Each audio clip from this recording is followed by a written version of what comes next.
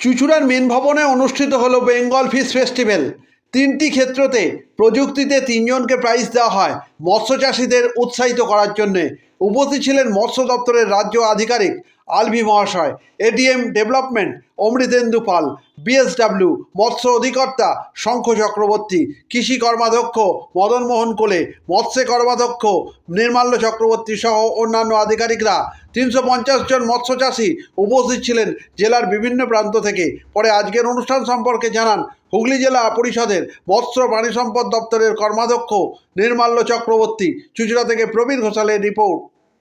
আজকে আমাদের মাননীয় মুখ্যমন্ত্রীর ঐকান্তিক প্রচেষ্টায় এবং আমাদের হুগলি জেলা পরিষদ তথা হুগলি মৎস্য দপ্তরের উদ্যোগে বাংলা ফিশ ফেস্টিভ্যাল আমাদের মেন ভবনে অনুষ্ঠিত হলো।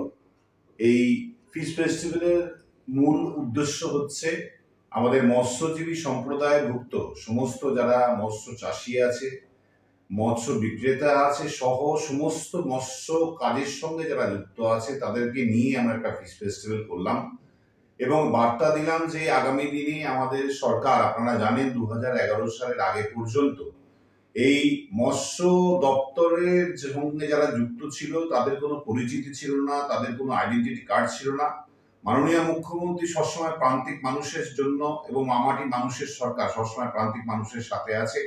মানুষের স্বার্থে উন্নয়নের লক্ষ্যে আমাদের একমাত্র উদ্দেশ্য 2011 সালের পর থেকে অদ্যাবধি মৎস্যজীবীদের পরিচয়পত্র সহ মৎস্যজীবীদের সমস্ত পরিকল্পনা, এমনকি মৎস্যজীবী বন্ধু যে পরিকল্পনা আছে, অর্থাৎ কোনো মৎস্যজীবী যদি তাদের কার্ড করে নেন, তাদের নামটা নথিভুক্ত করেন ফিশার রেজিস্ট্রেশন কার্ডে, তাহলে 60 বছরের মধ্যে মারা গেলে 2 লক্ষ টাকা করে পাওয়া যাবে। এই অনুসারে আমাদের 31টা পরিবার, আমাদের হুগলি জেলা মৎস্য দপ্তর থেকে, হুগলি জেলা পরিষদের তরফ থেকে 31টি পরিবারকে মাননীয় মুখ্যমন্ত্রীর ঐকান্তিক প্রচেষ্টায় আমরা 62 লক্ষ টাকা তুলে দিতে পেরেছি।